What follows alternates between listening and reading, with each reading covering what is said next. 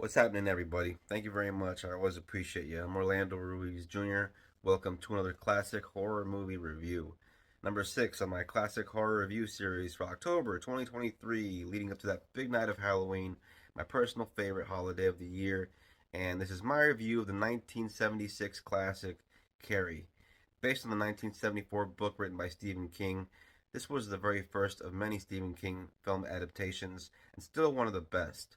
This movie was directed by Brian DePalma, who brought us many great classic movies. Movies like 1981's Blowout. He directed 1983's Scarface, the Al Pacino classic, as well as the 1987 Kevin Costner, Sean Connery classic, The Untouchables. Also directed the very first Mission Impossible movie, the movie Sisters, the movie Femme Fatale, Mission to Mars. The list goes on and on. Brian De Palma will forever be one of the greatest directors of his generation. That generation of Scorsese and Francis Ford Coppola and Spielberg and George Lucas.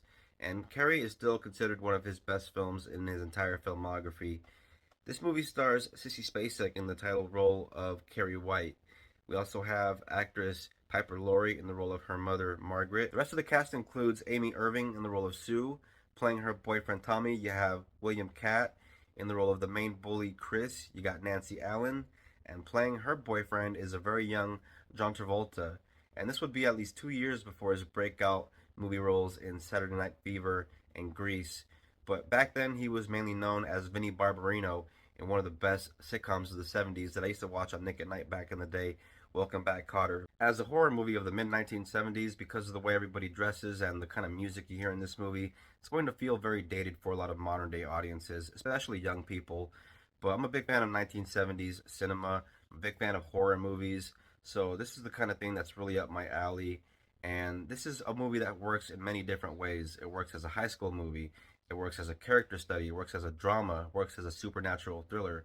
And I think that's why this movie is so accessible for many people, and to this day, why it still works very well and holds up so well. At the very start of the film, there's a very cool overhead shot where we see some high school girls playing a game of volleyball during their PE class, and we slowly kind of eventually zoom in on the main character, Carrie White, played by Sissy Spacek, and we see instantly the way all the girls kind of treat her, since she isn't the best volleyball player, so they all feel like they have to be kind of a jerk to her. And so right away we get off the bat that she is the outcast. She is the one that everybody makes fun of.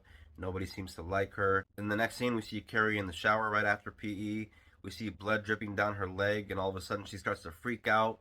And next to the shower room is the locker room, and she goes for help to the people that are around her, all the other kids basically, who are very cruel, and they start throwing tampons at her, yelling her to plug it up, plug it up. And she's like crying and freaking out. She has no idea what's going on. And I can't imagine what this would feel like if you're somebody in her situation. Yeah, the high school girls in this movie are cruel, man. They are relentless the way they make this girl feel like shit all throughout this movie. And the PE teacher, the coach lady, she's very nice. She actually comes to Carrie's defense, but she kind of has to shake her a bit and get her to sort of come out of this freaking out state to the point where she smacks the shit out of her in front of all the girls.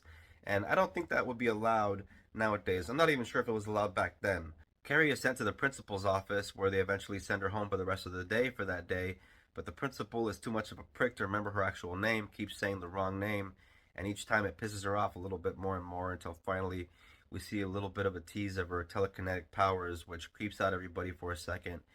And that's a very good moment. There are all kinds of moments throughout this movie where they give you little hints and glimpses of what she can do and what she's capable of. The character of Chris, which is the main bully, refuses to accept any kind of responsibility for her actions. She's rebellious, she is defiant, and so because she refuses to accept any kind of punishment from her teacher, she has her prom rights taken away. And so because now she can't go to prom, she is just super pissed off at Carrie White, and so she decides she is going to plan the ultimate revenge on Carrie White, with the help of her boyfriend, of course, played by John Travolta.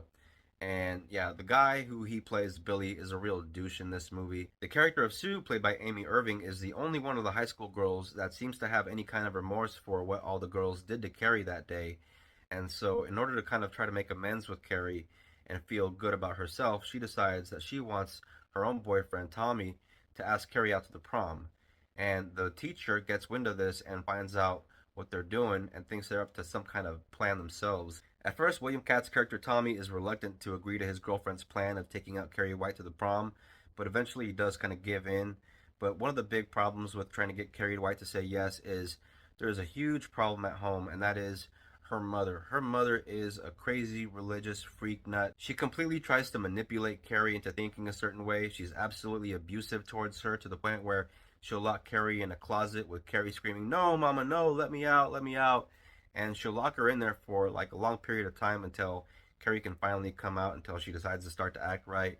And when she does act right, even though she'll have her locked in this closet, Carrie will come out and give her mom a kiss and say, "I love you, mama." And it's just this really messed up relationship. Carrie is reluctant to accept Tommy's invitation to go to the prom with him, and she does sense that something could be up because she knows that he has a girlfriend, and eventually he kind of wins her over. So when she decides to go, she knows that she has that big hurdle of her mother to worry about, and the only way that she can go is by using her powers on her. That's actually a very cool moment in the movie because as an audience member, you want to see Carrie kind of fight back against this very abusive mother. And that moment kind of becomes the turning point for her as she starts to assert herself a bit more. And even if she has to use those telekinetic powers to do it, Carrie is going to do what she's got to do. All the while, Chris and her douche boyfriend Billy have this very mean prank in mind, which involves rigging the election for the prom king and queen so that Carrie can end up on stage.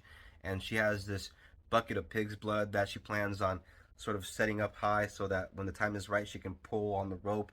And psh, that whole entire prom sequence that happens that involves the practical joke on Carrie White, followed by her revenge on all the people there, using her telekinetic powers to hurt everybody. And of course, she is super pissed, and so she looks very frightening and menacing in this entire scene with the blood coming down her face, all sticky and just staining her clothes and her face. And her performance in that moment, it's quite captivating and very memorable after you watch it. It is definitely one of the highlights of the movie, given all the great filmmaking behind that moment with the split screen and the effects involved. Definitely top tier 70s horror filmmaking. It's very creepy, it's very haunting. Carrie White is definitely one of the more sympathetic people in horror films, and this movie is a very memorable one. If you take the time to sit down and check it out, there was a remake that came out in like 2013. It was okay, but I honestly prefer the original. 1976's Carrie is a great watch. To me, it is one of the great thrillers of the 1970s. It is one of the best films of the 1970s and one of the great horror movies of all time. I do give it 4 stars. I highly recommend it. It is just perfect for the spooky season of October around Halloween, and I do recommend you give this a watch if you haven't seen it. This is a movie you can find on streaming, but like I'm always saying, hard copies are out there. Here is my copy of the Blu-ray, which they are phasing out.